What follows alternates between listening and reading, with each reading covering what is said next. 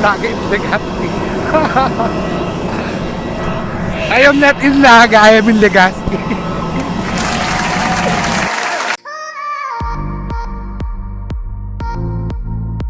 Hi ma'am, welcome back to my channel. I am so sorry kasi napakatagal bago ako mag-upload ng next video ko after siguro almost 2 months na akong hindi nag-upload ng mga vlogs ko. I am really sorry guys, medyo naging busy lang. Siyempre, hindi ko pwedeng pabayaan yung work ko. May full-time job kasi ako na sobrang pinagsisikapan ko talaga maging good girl sa trabaho ko. So, for this vlog, this is my first trip or my first travel for the year of 2019. So, bakit nga ba sa Legazpi? Well, actually, namin nagtatanong sa akin, bakit nga ba ako sa Legazpi? Albay yung napili kong puntahan for the year of 2019. Well, guys, kasi nung grade 3 ako, hindi ko alam kung kasi medyo matanda na rin ako. Nung grade 3 ako, favorite subject ko ang Civica at Kultura. So, sa Civica at Kultura kasi yung color red na book.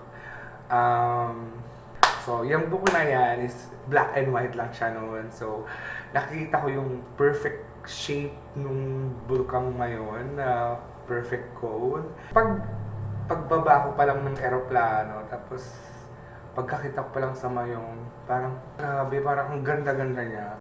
Hi guys, so kakarating ko lang sa airport. Masyado mabilis yung biyahe ko. Punta na ako sa check-in counters. Hi, so pupunta na ako sa check-in counters. Actually, naka-ID pa ako. Wait lang, wala akong dalang monopod.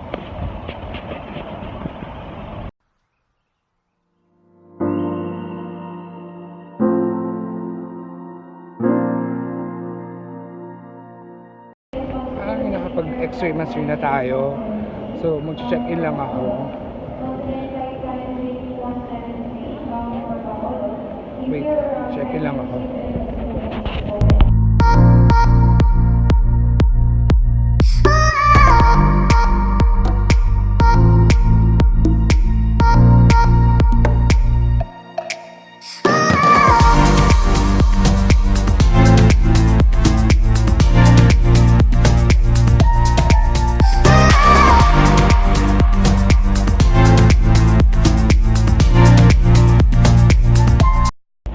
Nakapag-check-in na ako at the same time na-drop ko na yung bag ko, so kakain muna ako. May cash pa naman ako this time. So actually maraming tao, pero nasan ba yung escalator? The escalator pataas, because this is the escalator pababa. So hinahanap ko yung escalator pataas. Morning. Yung sa kuya dancer. Say hi to my vlog.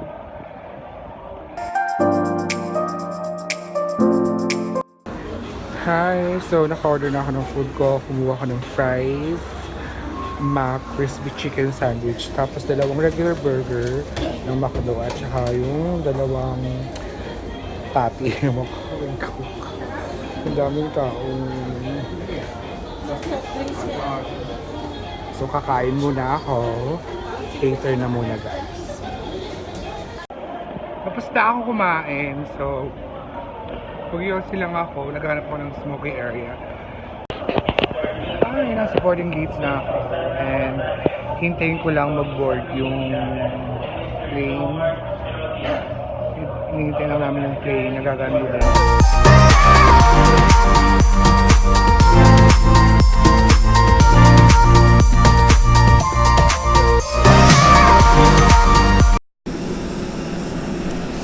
Aakit na sa aircraft and yun lang.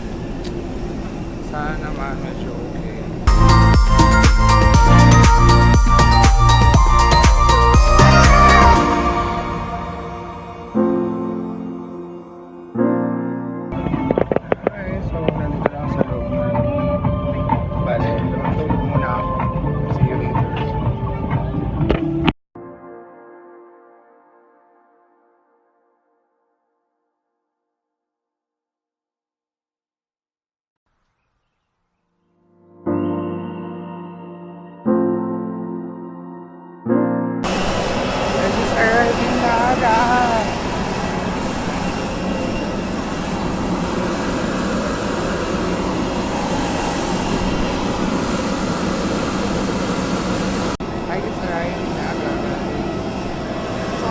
Naga in Legazpi. I am not in Naga, I am in Legazpi. Yeah, so this is now, look at my one. Oh my God, guys, I cannot believe na makikita ko siya in person. Nakikita ko lang ito dati sa libro namin, sa Civic at Kultura. Black and white pa yung color niya, but this is it now.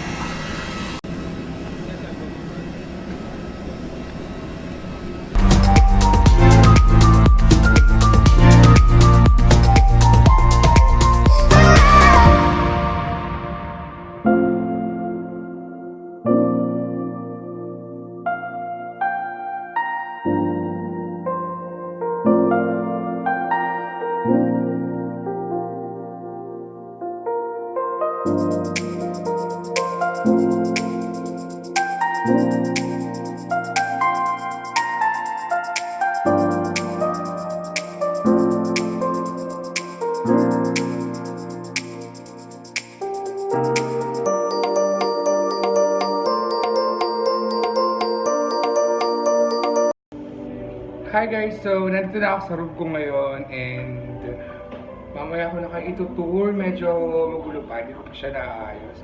Kaka-check-in ko lang.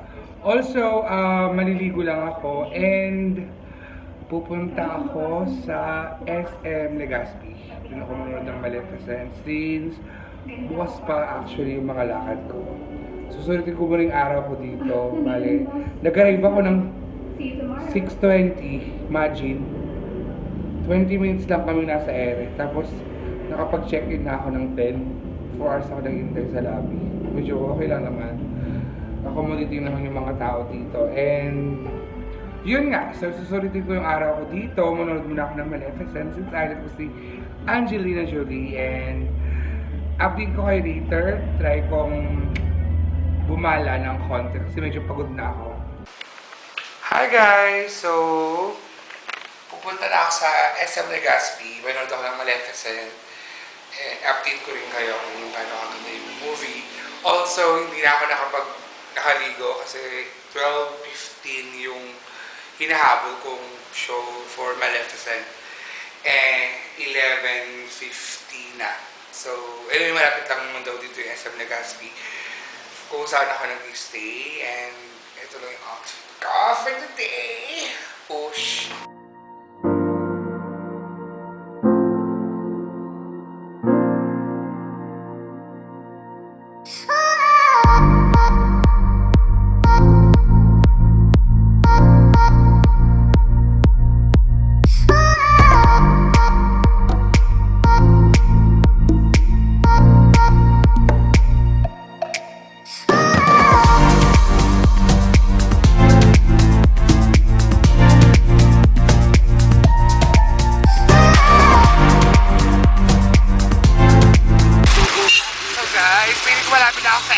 Nakita ko na yung logo.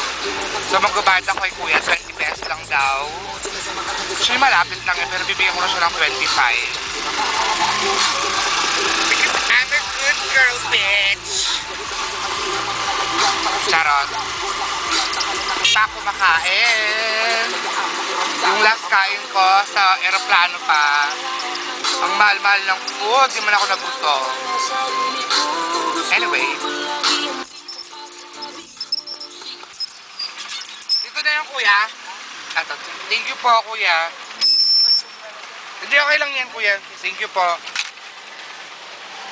Ayan, bait ni kuya. Sobra daw yung pera binigay ko. Ang bait niya. Okay. This is me now in SM Legazpi. Medyo walang tao. Okay. It's their entrance. Alamig. Walang space.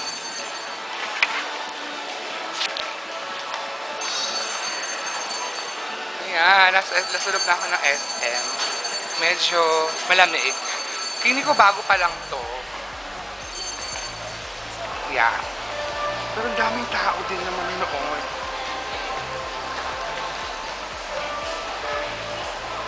file check. So number 6 yun. Ang haba ng pila. Ito lang ba yung ticket booth?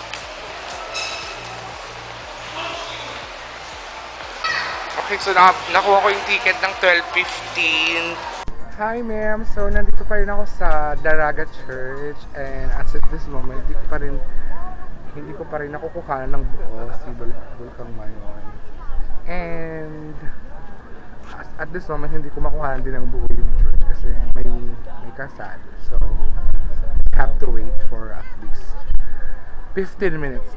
And then, still waiting for the moment na makita ko buo, the perfect cone of Mayon. So, I'm gonna stay here for at least 30 minutes or more. Hi guys, so hindi pa rin siya nagpapakita ng buo. I have no choice but to leave since it's already 5:50 in the afternoon. And kasama ko pa rin yung aking hired tourist guide, si RV. Guys, this is the view here. And this is the Daraga.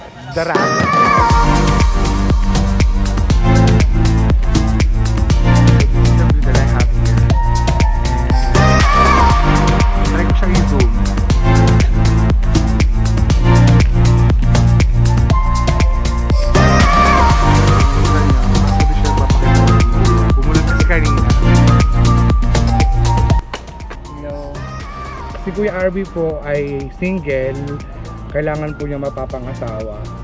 Hanggang sa Monday lang po yung pwede. Yun po. Kapag nakita niyo siya dito sa Legazpi, magpatulong po kayo sa kanya.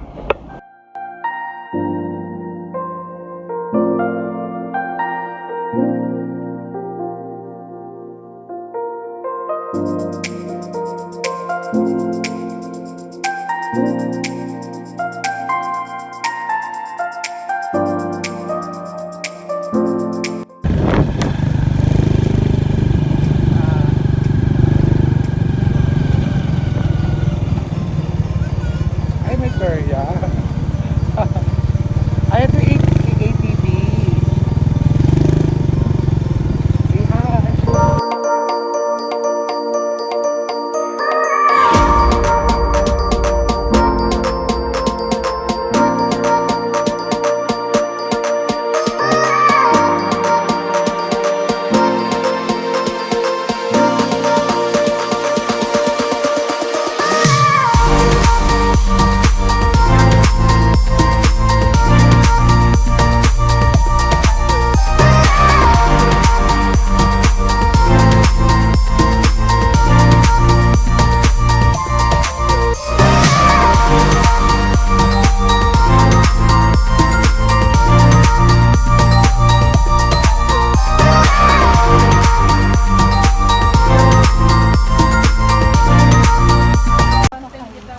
Hi, dito na ako sa Kagsawa Ruins. So, may entrance fee. May entrance fee sila na 20 for adults, 10 for children. So, may parking fees.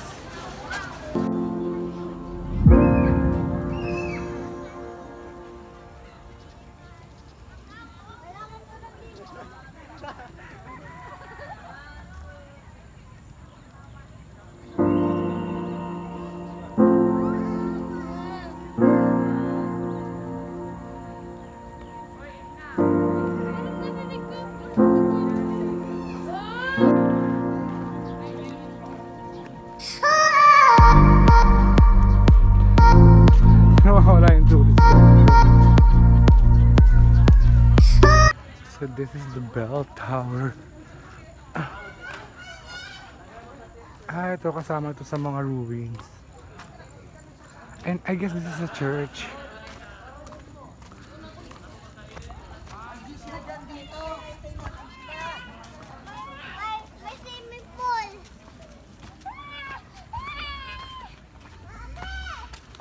I guess this is the church.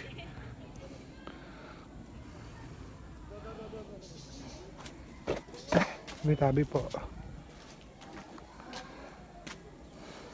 So ito yung part ng church ng Kasagwa Ruins. Medyo kinikilabutan ako, I don't know why. Oh my God, I have to go. Kinikilabutan ako. Iba yung pakiramdam ko dito. So, ito yung church na nasira. I don't know, pero kinikilabutan talaga ako sa loob. I'm feeling weird.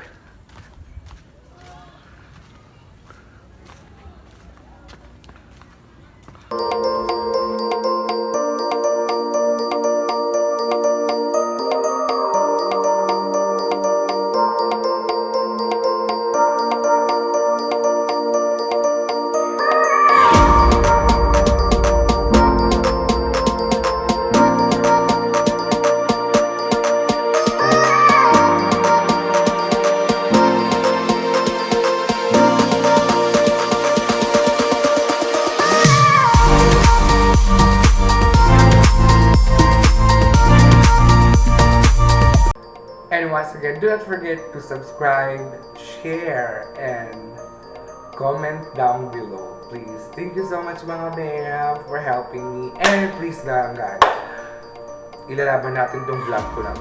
Okay?